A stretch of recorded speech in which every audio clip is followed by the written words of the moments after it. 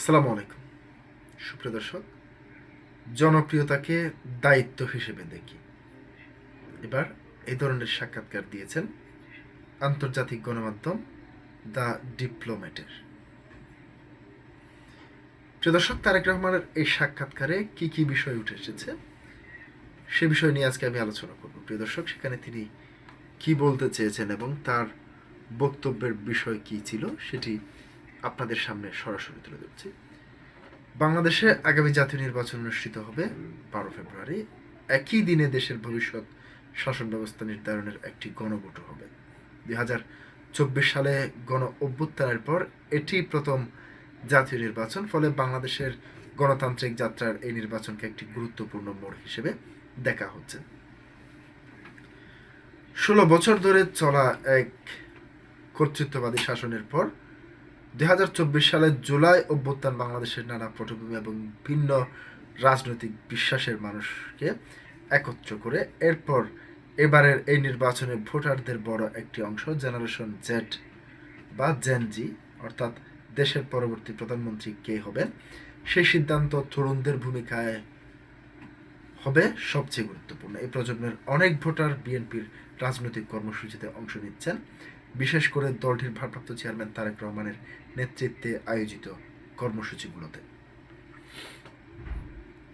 ডিসেম্বরে পরিচালিত এক জনমত জরিপে দেখা যায় বাংলাদেশের জাতীয়তাবাদী দল বিএনপির প্রায় 70% সমর্থন পাচ্ছেন। তাদের নিকটতম প্রতিদ্বন্দ্বী জামাত ইসলামীর জামাত পাচ্ছে 19% সমর্থন। বেসরকারি পরামর্শ প্রতিষ্ঠান ইনোভেশন কনসাল্টিং এর আরেকটি জরিপে দেখা গেছে গত 47% বেশি মানুষ তারেক রহমান, যিনি বাংলাদেশের টিআর নামে পরিচিত, প্রধানমন্ত্রী হতে পারেন বলে মনে করেন। অন্যদিকে 22.5% মানুষ মনে করেন জামাতের আমির প্রধানমন্ত্রী হতে পারেন। 17 বছর ধরে যুক্তরাষ্ট্রের লন্ডনে স্বেচ্ছায় নির্বাসনে থাকার পর 2025 সালের ডিসেম্বরে বাংলাদেশে ফেরেন তারেক রহমান। তার ভাষ্য অনুযায়ী রাজনৈতিক হয়রানির মামলা পুনরায় গ্রেপ্তার এড়াতেই তাকে দীর্ঘদিন দেশের বাইরে থাকতে হয়েছে। তার জন্য নিয়োজিত বাসে করে নির্বাচনী প্রচারণায় ব্যস্ত থাকার সময়ে বাসের ভেতরেই তার সাক্ষাতের কার নিয়েছেন এশিয়ার প্যাসিফিক অঞ্চল নিয়ে বিশ্লেষণধর্মী কাজ করা সংবাদ মাধ্যম দ্য ডিপ্লোম্যাট। সাক্ষাৎকারটি ইন্ডিপেন্ডেন্ট ডিজিটাল পাঠকদের জন্য তুলে ধরা হলো। The diplomatic. Mister Tarique Rahman, সাক্ষাৎকারে আপনাকে স্বাগতম। সর্বশেষ 2026 সালের নির্বাচনের সময় জেলা পর্যায়ে সফর করেছিলেন আপনি। দীর্ঘদিন ভার্চুয়াল যোগাযোগের পর এখন আবার সরাসরি জেলা সফর করছেন। প্রায় 20 বছর পর কি পার্থক্য দেখছেন? তারেক রহমান: তখন আমার কর্মসূচিগুলো মূলত দলীয় নেতাকর্মীদেরকে ঘিরেই ছিল। আমি মূলত দলের নেতাকর্মীদের সঙ্গে দেখা করতাম। এখন সব বয়স ও সব শ্রেণীর মানুষের অংশ নিচ্ছেন। মানুষের মধ্যে পরিবর্তনের প্রবল আকাঙ্ক্ষা আমি স্পষ্টভাবে দেখতে পাচ্ছি।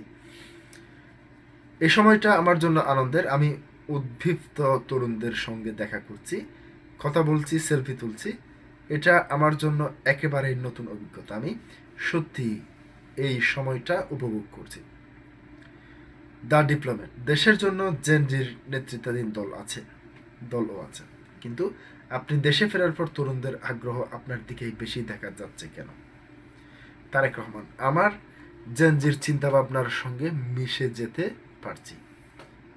আমরা জেনজির চিন্তাভাবনার সাথে মিশে যেতে পারছি। কর্মসংস্থান সৃষ্টির, কারিগরি শিক্ষা, খেলাধুলা, তথ্য প্রযুক্তি খাত ও শ্রমবাজার, এসব বিষয়ে আমরা গুরুত্ব দিচ্ছি। আমার বিশ্বাস এসব বিষয় জেনজির সঙ্গে গভীরভাবে সম্পর্কিত।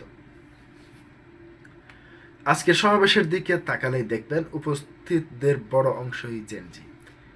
দ্য প্ল্যান নামের একটি কর্মসূচির মাধ্যমে আমি বিভিন্ন বিশ্ববিদ্যালয় এবং পটভূমির শিক্ষার্থীদের কথা শুনি।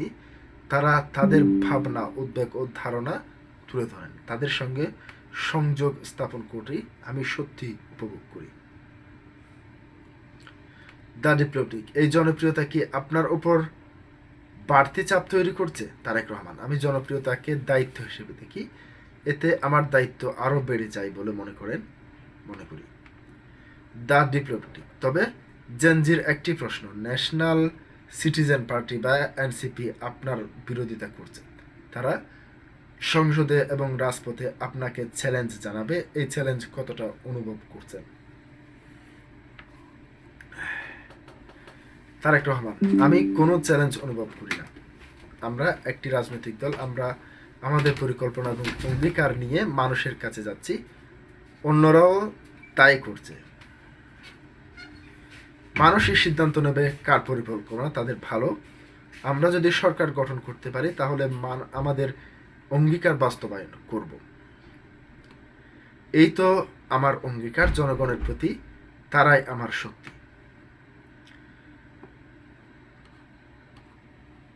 প্রিয় দর্শক, আজকে পর্যন্তই। আসসালামু আলাইকুম।